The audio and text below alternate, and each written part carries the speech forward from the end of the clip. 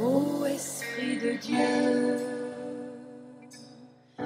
remplis ma vie, remplis mon âme, remplis mon être.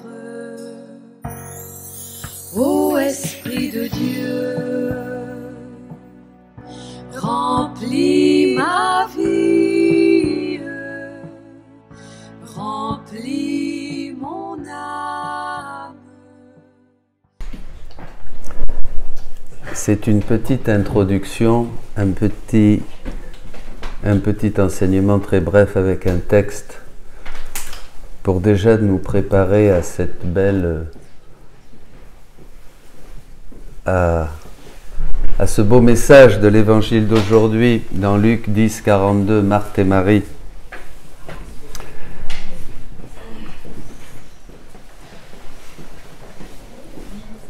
Dans la divine volonté, ce qui prime, c'est la prière et l'union à Dieu.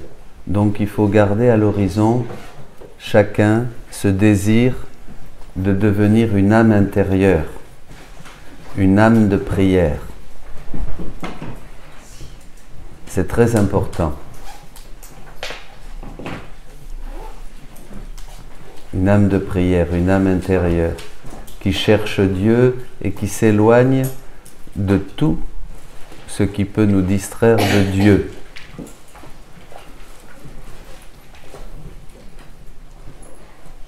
Saint Jean de la Croix disait déjà de ne pas éloigner notre âme de Dieu, ne serait-ce le temps d'un credo. Alors je vais vous lire un petit passage. « Étant hors de mon corps et ayant vu la Reine céleste, je me suis prosterné à ses pieds et lui ai dit, « Ma douce mère, dans quel terrible état je me trouve, privé de mon seul trésor, de ma vie même. Je ne sais plus à quel sein me vouer, et je pleurais. La Sainte Vierge ouvrit son cœur comme on ouvre un coffre.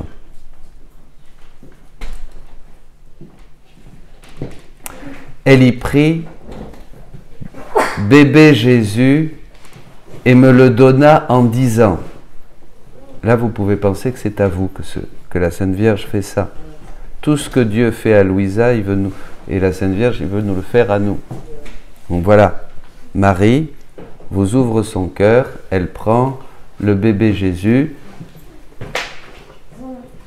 et elle vous dit, mon fils, ma fille, ne pleure pas. Voici ton trésor, ta vie et ton tout. Prends-le, garde-le avec toi pour toujours et garde tes yeux fixés sur lui en toi. Garde tes yeux fixés sur lui en toi. Ne sois pas embarrassé s'il ne te dit rien ou si tu n'as rien à lui dire.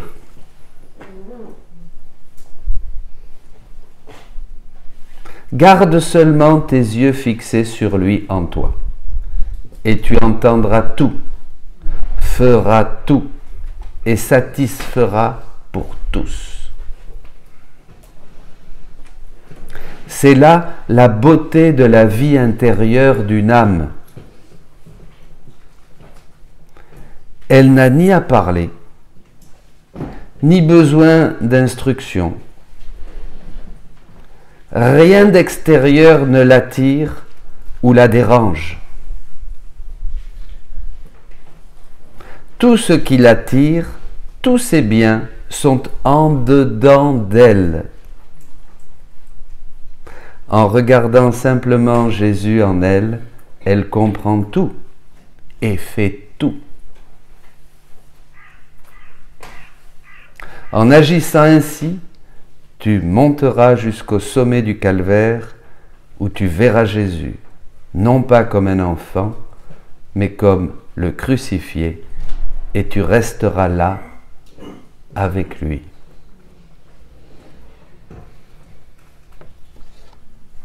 La beauté d'une âme intérieure.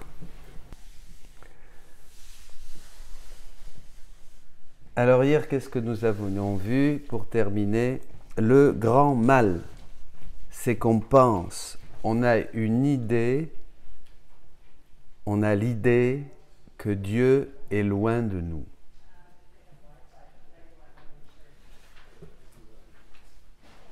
Et qu'il faut vraiment se diriger à lui depuis la terre en regardant le ciel et faire des prières pour que peut-être quelque chose tombe et que ça aille un peu mieux.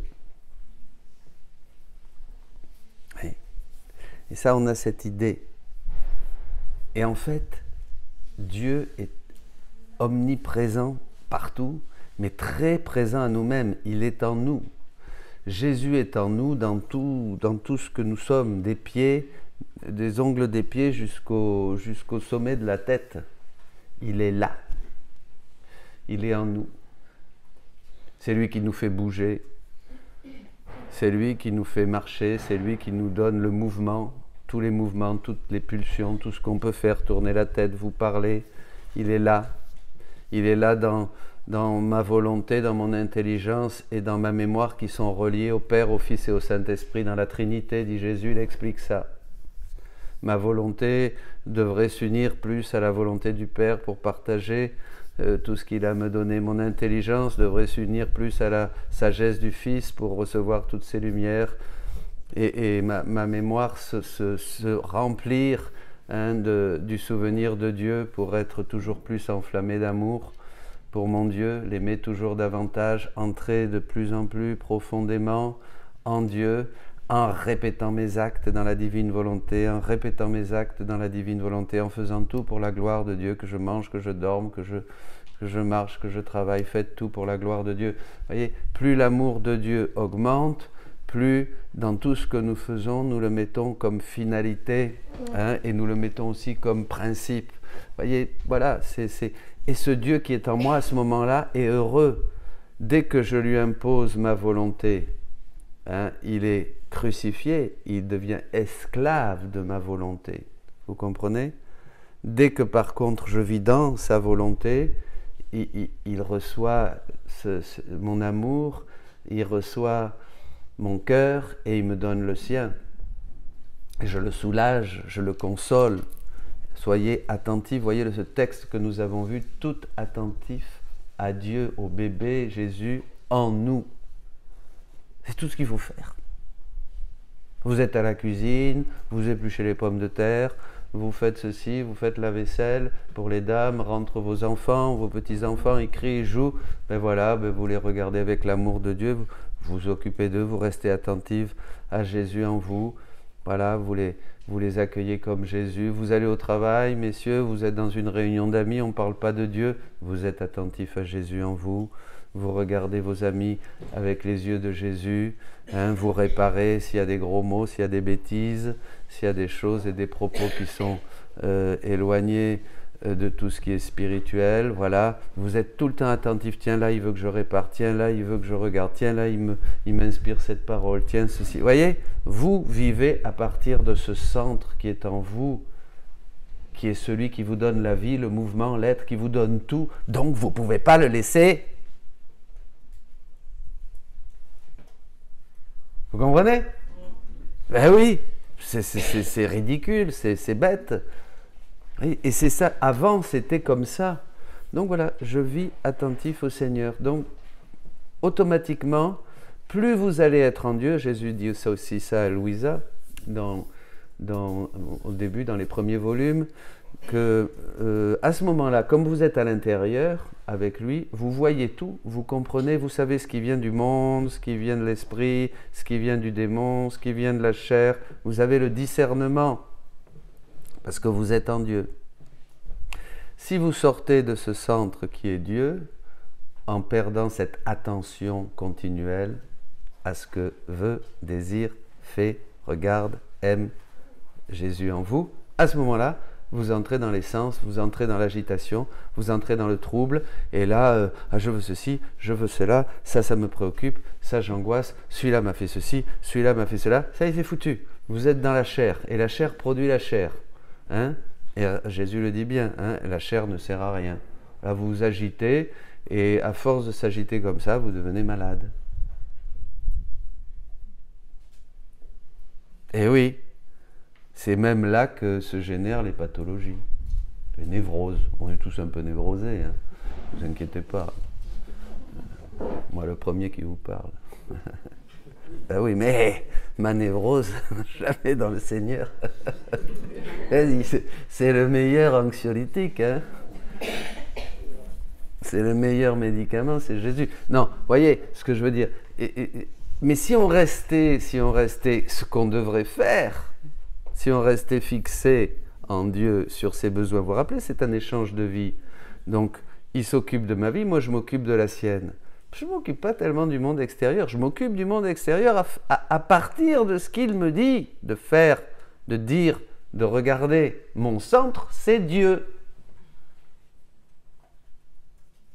Mon centre, c'est pas le monde et le stimuli, hein, les effets que le monde fait sur moi et qui agitent ma sensibilité, mes émotions et ma raison et qui me fait tourner en boucle.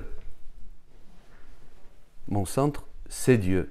À partir de Dieu, je regarde, je vois, je pense, je fais. C'est génial ça. C'est ça qu'on est fait, puisqu'on est des fils de Dieu.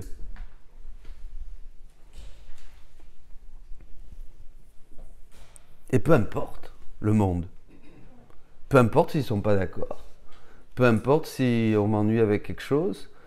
C'est là où je vois, non, je ne me laisse pas influencer. Je sais que je sais que je sais que je sais que je sais que je sais que je sais. Vous n'avez pas besoin qu'on vous enseigne, dit Saint Jean, vous avez le témoin intérieur, l'onction de l'Esprit. Si vous êtes fixé en Dieu, vous allez vous habituer à écouter sa voix. Vous allez vous habituer à écouter sa voix. Sa voix va devenir familière.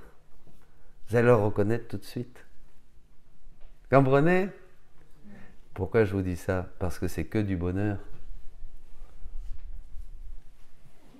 Vous allez avoir plus 10 fois de bonheur dans vos vies.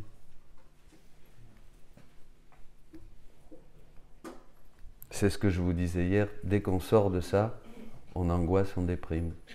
Dieu est notre centre. Dans la divine volonté, Dieu devient notre temple. Dans le Nouveau Testament, Jésus dit, Saint Paul dit que nous sommes le temple du Saint-Esprit. Saint-Esprit est notre temple. Et dans la divine volonté, Dieu devient notre temple, notre demeure, notre château, avec tous les biens, tout est à notre disposition, tous ses attributs, toute sa sagesse, toute sa force, toute son intelligence, tout son agir. La divine volonté nous donne tout pour aller dans le passé, le présent, le futur. Nous en étions restés là hier, voyez. On peut vraiment voyager dans le temps, on peut refaire, revivre et multiplier Jésus dans notre vie. Donc nous avons une efficacité, puissance infinie. Et là, on agit vraiment comme des petits dieux. Un jour, une dame m'a écrit sur Internet, « Vous dites petit Dieu, c'est très prétentieux. » C'est pas moi qui l'ai dit, c'est écrit dans le livre du ciel au sujet d'Adam et au sujet de nous aussi. Alors, donc Dieu est loin de nous. Et c'est là, dit Jésus, un des plus grands maux de la famille humaine. Penser que Dieu est loin, avoir seulement cette idée que Dieu est loin. Hein? Quelquefois, on sent Jésus qui est en nous, vous savez. Il dit, mais je suis là. Pense à moi. Et à quoi tu penses là ? Ah pardon Seigneur, une bêtise encore, j'étais parti dans... Vous voyez, c'est pas grave de penser, mais tout de suite on corrige. Il est là, il attend mes pensées, il attend mes je t'aime, il attend mon amour, il attend ma consolation, il attend mes réparations, tout ça divine, dans la divine volonté. Il est complètement... Et quand je m'occupe pas de lui, je le laisse, je le largue là comme ça en moi, il est là, il souffre, il se torture, il délire. il rentre en délire, il rentre en souffrance, il est consumé par ce feu qu'il a à l'intérieur qui ne peut plus donner. Et là, je le laisse abandonner seul. C'est pire que la solitude dans les tabernacles. Parce qu'il est dans ce tabernacle que tu es et tu le laisses complètement seul, tu es seulement occupé. Et encore, je ne dis pas quand on s'occupe de choses mauvaises, ce qui nous arrive très souvent quand même, il faut dire, hein, on n'est pas des anges. Hein. Et donc, vous voyez, de s'occuper des autres, ou de s'occuper, ou de ne pas être en content, ou d'être en colère, ou de faire ceci, ou de faire cela, hein, ou de se laisser distraire par des bêtises, etc. Alors là, il souffre. Et il est obligé de nous obéir. La divine volonté devient esclave de la volonté humaine. Et à chaque fois que nous faisons quelque chose séparé de lui, nous lui coûtons une mort, nous lui coûtons une mort, une passion d'amour, une mort, une passion d'amour, un péché, une passion, les passions, vous vous rappelez les trois passions, la passion du péché, il doit donc glorifier, réparer, refaire nos actes d'amour pour glorifier le Père, il doit réparer ce que nous avons usurpé à Dieu en péchant, en pensée, en parole, par action et par omission, vous le savez, hein, etc., il doit payer aussi le prix de la peine conséquente au péché. Donc il est là, vous ne lui donnez que des coups.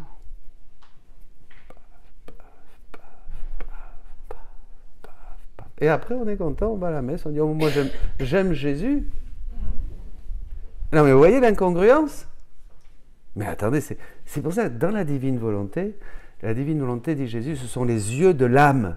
Votre vision du monde spirituel, de Dieu, va augmenter puissance 1000, 10 000, 100 000. C'est plus exigeant, mais vous avez reçu davantage.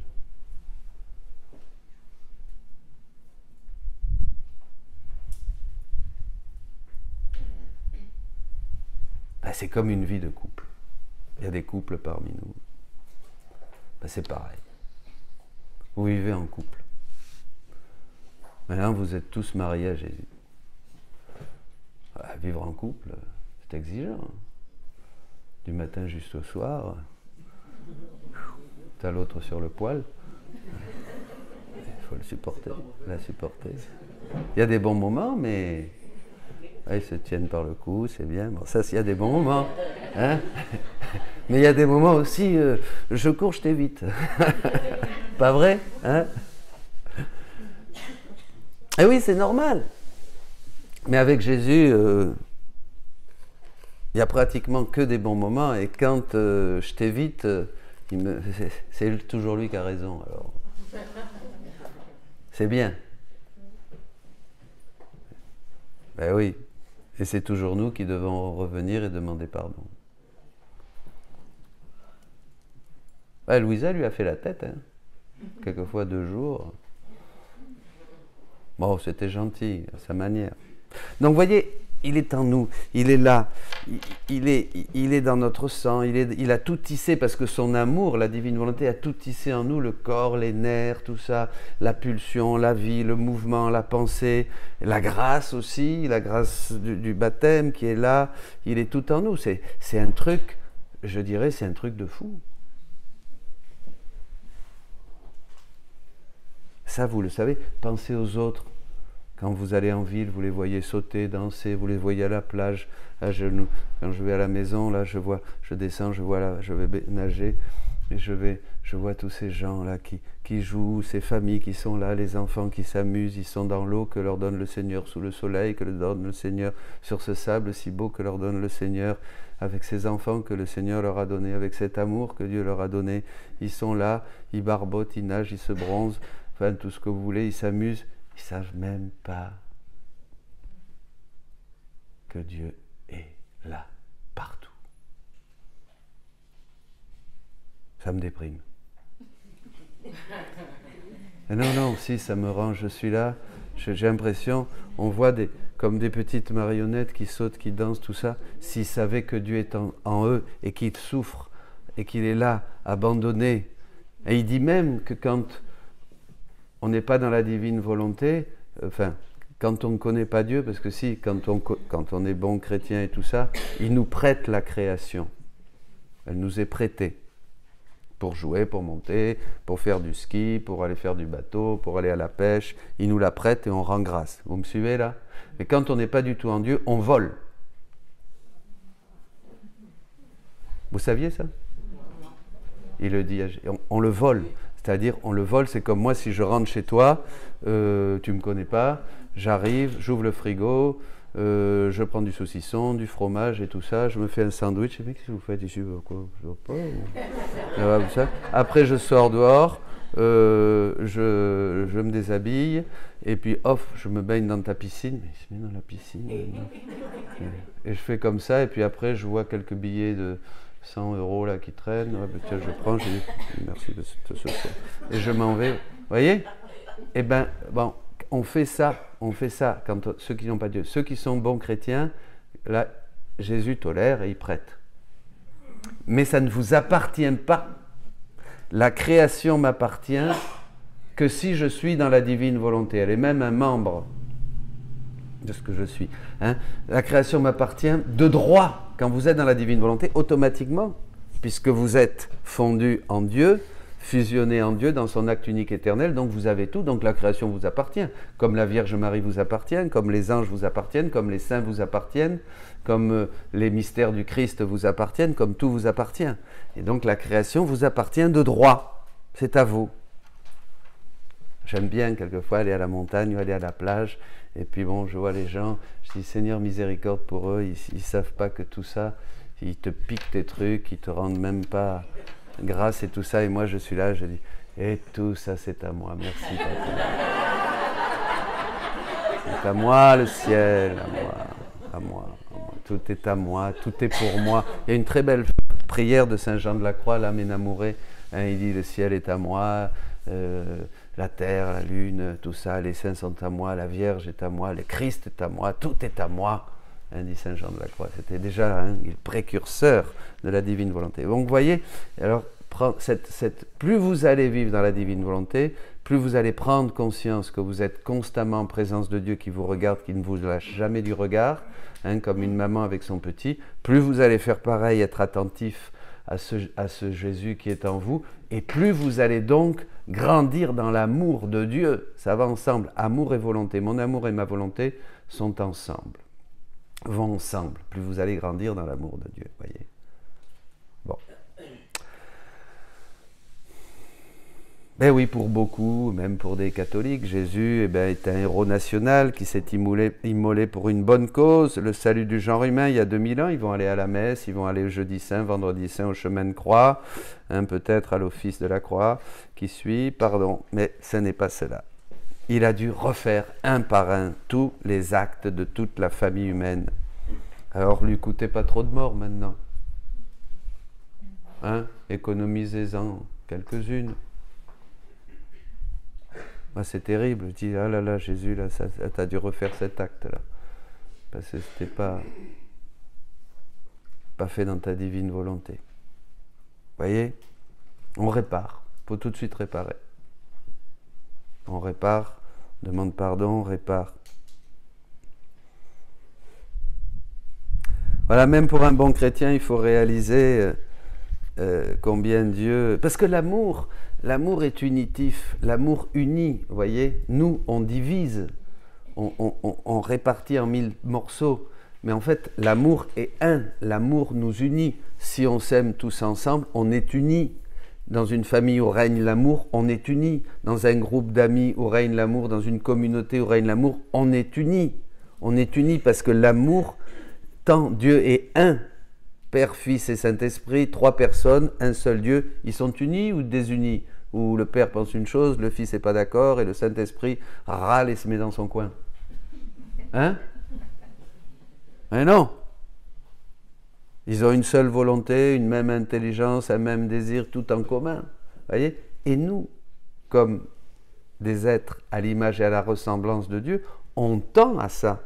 Le catéchisme dit, on en reparlera, hein, que notre perfection, c'est d'être parfaitement unis à la bienheureuse Trinité.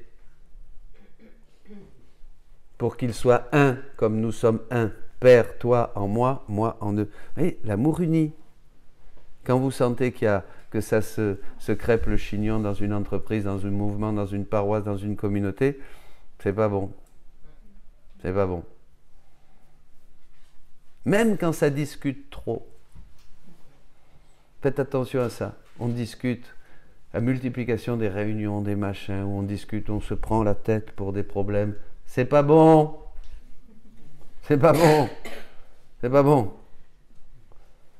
Parce que quand on est captif, regardez un homme et une femme qui s'aiment. Ils se regardent. Est-ce qu'ils vont s'occuper que les autres sont contents, pas contents, qu'il manque du beurre dans les épinards et qu'elle a pas été, l'autre a pas été chercher le lait? Ils s'en foutent. Ils sont bien tous les deux. Pas vrai? Ils s'aiment. Ils sont unis. Plus on est unis à Dieu, moins on est distrait, dit Jésus, par les choses extérieures. Donc là, vous avez un baromètre pour votre vie. Dieu est proche.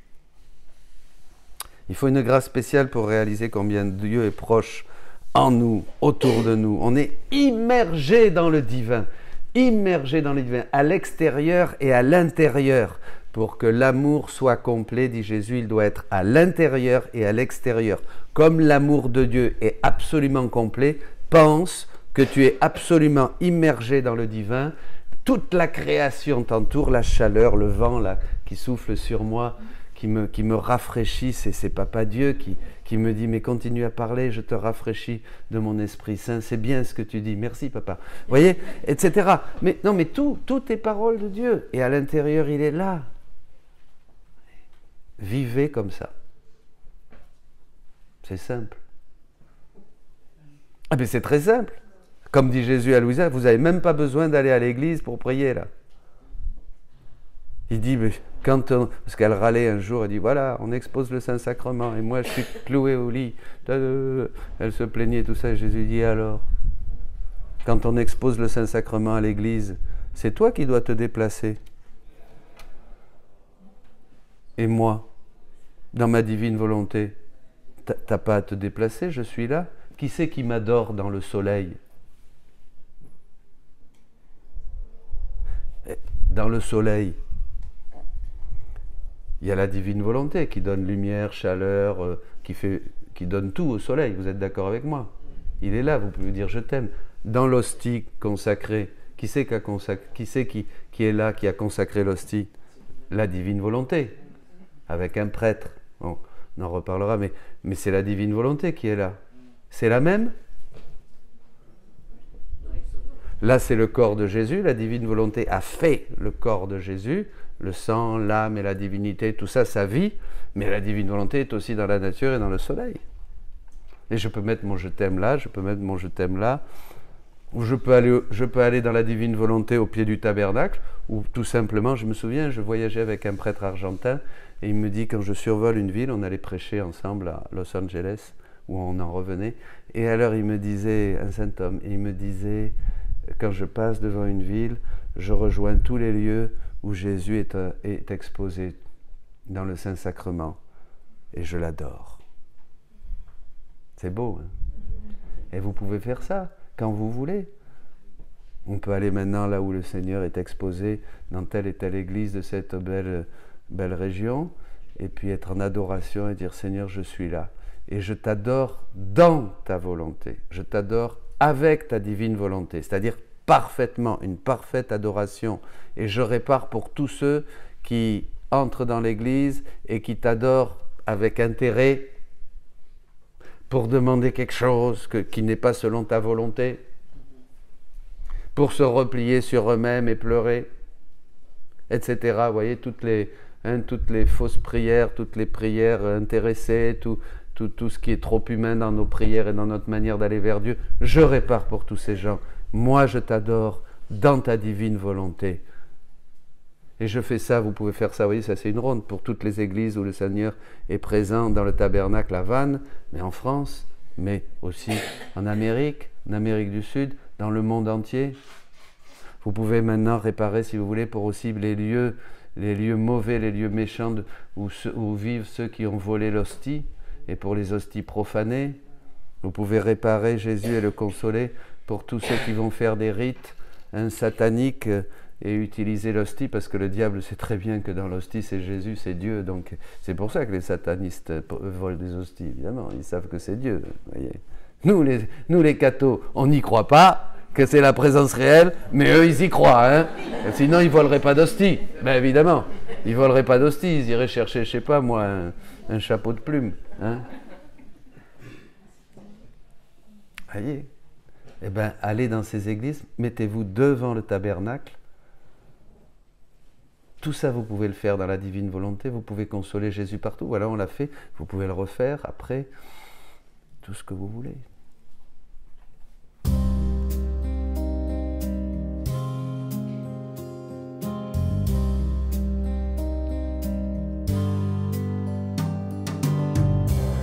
Admirable grandeur, étonnante bonté du Maître de l'univers qui s'humilie pour nous au point de se cacher dans une petite hostie de pain.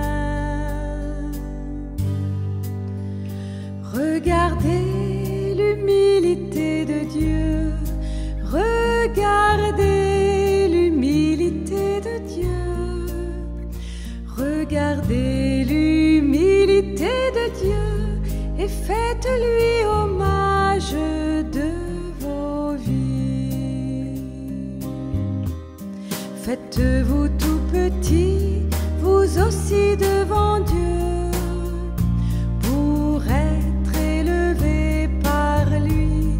Ne gardez rien pour vous, offrez-vous tout entier à ce Dieu qui se donne.